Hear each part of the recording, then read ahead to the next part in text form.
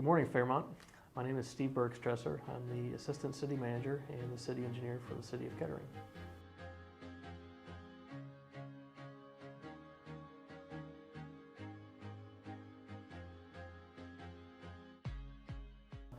I think even just from a young age, I've always been interested in construction, for one, and just how different parts of a project go together and things like that. So that kind of led into an interest in civil engineering, which civil engineers mainly deal with the construction of a lot of infrastructure that you see on a daily basis. I always like to make the comment that pretty much from the time you wake up until the time you go to bed, your lives are touched by a civil engineer, whether you realize it or not. So, when you get up and take a shower, the water supply to the shower, and even the sewer pipes that take the water away, those were all designed by civil engineers. It's kind of neat that my profession touches all different aspects of people's lives, and that's probably the most rewarding part about it. I have a bachelor's degree in civil engineering, and what that entails is about a 4 to 5 year time frame, depending on whether or not you intern at an undergraduate college like the University of Dayton. And so that prepares you to start out in engineering. So when you graduate, you're prepared to go out and start designing things as an engineer.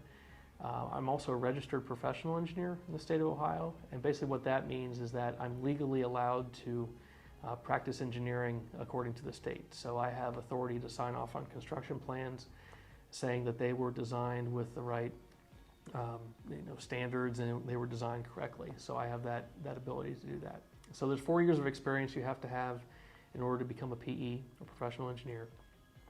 And then also for my job, it's pretty much mandatory that you have a master's degree. So I have a master's degree in public administration, which is basically like a master's of business administration or an MBA, except that it's geared more towards people that work in the public sector and work for government. And that was about a 2-year program to go through, which I did while I was working, and I got that a few years ago.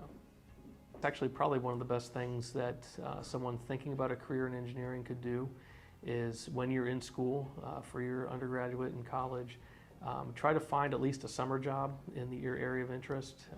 That's probably the best thing I did for my career. In fact, I worked for 4 summers for the city of Kettering as an intern with the engineering department, and also worked part-time my 3rd and 4th year in college during the school year.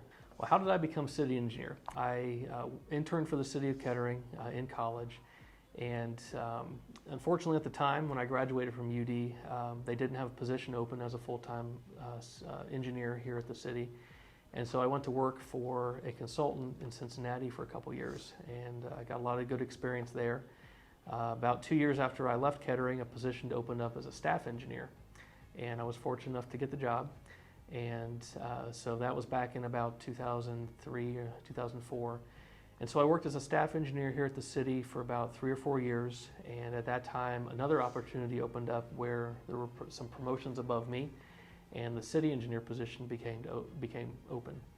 And I was fortunate enough to be promoted into the city engineer position about 8 years ago.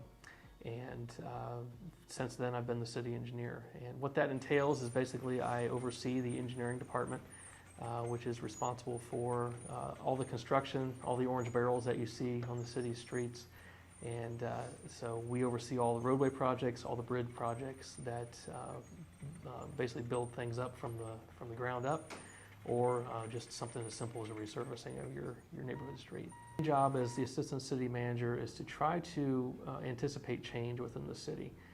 There's always things on the horizon that are either anticipated or unanticipated, and we as a city have to respond to some of those things.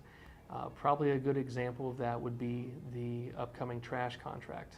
We're examining changing our trash hauler, and so we've been working on that in order to be ready for the potential change in trash hauler starting in July of next year. So we're going through a pretty significant change in that. Right now, people's trash is picked up house side, and we're switching to a system where it's going to be picked up at the curb. So that's going to be a very big change for the city, And so it's things like that, big type policy issues that I get to deal with more in my job now than I would have as just the city engineer. And also be involved in your community. That's probably one of the biggest things too. Whether or not you work in the public sector like I do, or even work in the private sector and volunteer, really try to get involved in your community. That's really how you make the biggest difference in the world, is really getting involved at the local level, whether it's with the city volunteering, or whether it's with a civic group, or even just volunteering at a place like SIXA or something like that.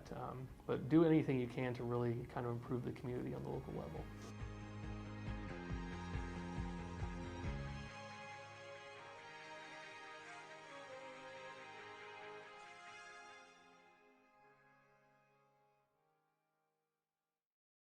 Go Firebirds!